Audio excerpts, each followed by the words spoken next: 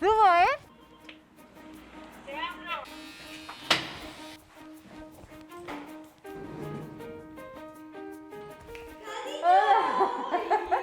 ¡Qué ilusión!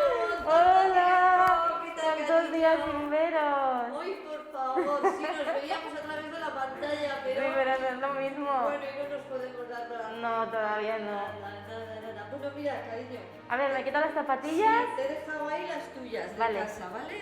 Vale, Las he genial. buscado y ahí las tienes. Quítate, aquí Esto- tienes y aquí tienes gel para que te des. Vale, perfecto. Se me hace muy raro entrar aquí. ¿Rico? Día 1.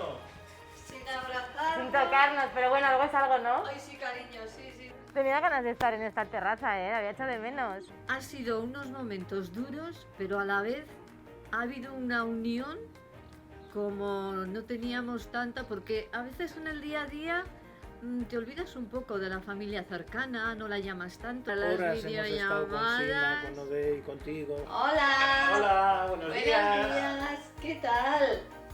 Pues bien, se acaba de despertar. Sima, Hola, Sima, cariño. Qué penita.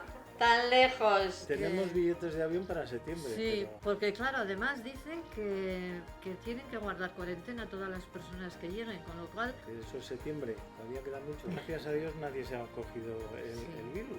Ya, eso es mucha De la suerte, familia. ¿eh? Pero ahora hay que seguir teniendo mucho cuidado, ¿eh? La verdad es que no nos podemos relajar y que lo que no hemos tenido hasta ahora lo vayamos a... ¿Cuándo creéis que podremos darnos abrazos y tocarnos?